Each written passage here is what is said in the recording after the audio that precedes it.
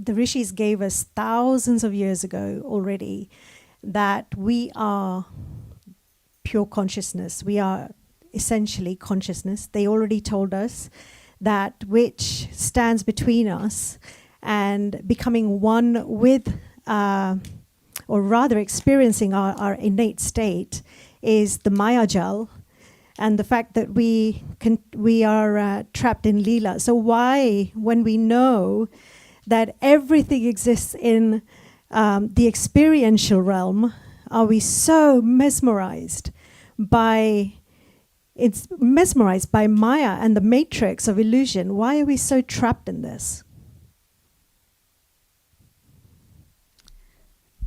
Either. Though you used two words, Maya and matrix, and they're connected. So Maya, matrix, mother, mata, matrika, music, measurement, meter are the same word. Okay, so it's the superposition of consciousness having this experience.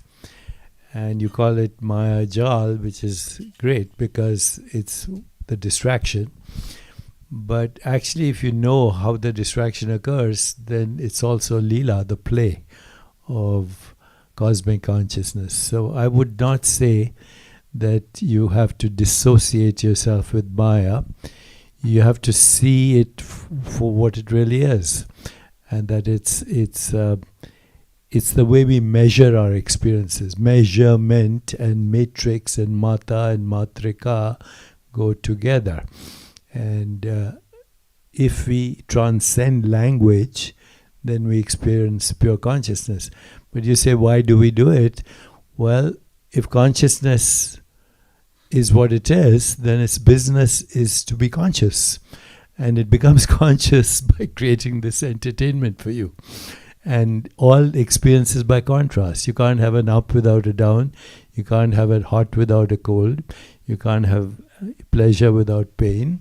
But transcending all that is joy. Sat Chitanand, or Tattvamasi, Brahmasmi, all these wonderful words that indicate what your true essence is. But if you never moved away from that and never had this experience, you wouldn't have the longing to return to it. It's a kind of a hide and seek. You know, when you were kids, we all played hide and seek. I'm sure there's one part of you that wants to be found out. There's another part of you that doesn't want to be found out. So you're there biting your nails.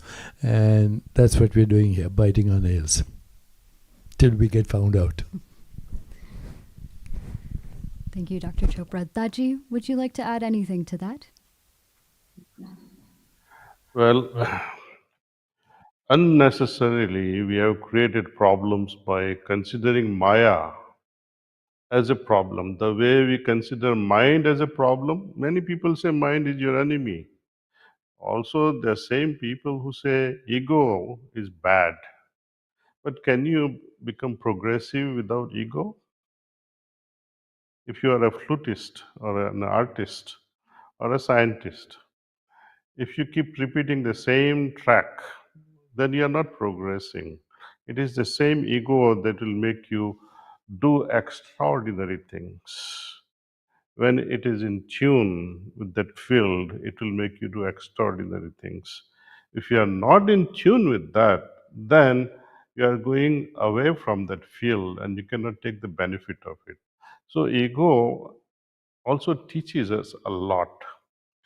Once I was attending such assembly of many scholastic people, and one of the gentlemen, he quoted some Vedanta, and I'm not a Sanskrit scholar, but he asked a question: Are we all Maya? Are we all illusion? Then I didn't have any answer, so I asked him in return as a response, who is asking this question? So, are you unreal? Are you an illusion? I don't think so. You are reality as well. Illusion is when you think it's an illusion. Otherwise, you are so real. Satchitanand is also an overrated thing. And people who say, Aham Brahmasmi, as you were saying that, oh, knowledge, of course, but does that make you wiser by just reciting Aham Brahmasmi or Tat Tvamasi or Sat Chit Anand? You can recite Sat Chit Anand million times, but will you be able to arrive at such a state? These are all, I would say, passwords transferred verbally, age after age. It only says that when you attain that Sat, your chit changes, and because of this arrival, you somehow enjoy. You are home. It's a process. Now we have to think over this password, Sat Chitanand. How do I arrive at Sat state, where my chit, my consciousness is refined? So now when you look at this just simple three words, it tells us our goal in life. That refine your chit, refine your consciousness. That is the goal of our life, because body cannot evolve, your soul cannot evolve. So only thing left out is the chit, your consciousness to evolve. And how would consciousness that is made up of manas, buddhi, and ahankar evolve? Manas at its best, when its function changes from thinking to feeling, meaning from mind to the heart, it has evolved. Likewise, buddhi, your intellect to intelligence, to intuition, to wisdom, and it continues. And same thing, your ego, ahankar, from I to thee, to the Lord. When all my actions are attributed as an offerings, then ego does not play tricks with you. Now, we can go on and on and on with these dialogues, but I would like you all to contemplate one simple thing. I would say, as children, we played with toys. Girls with Barbies and boys with cars, perhaps.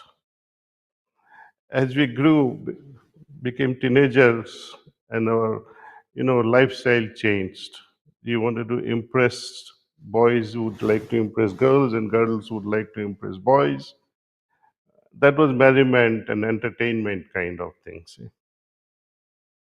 As you grow a little more, and suppose you try to become like yogis. Yogis also have toys to play with. Satchitanand, consciousness. They play with such toys. My question is, what is it that supports this consciousness? Meditate over it, think over it. No answers are needed, but it will make us better. It will make us think in some directions, and we'll become something in return out of this exercise.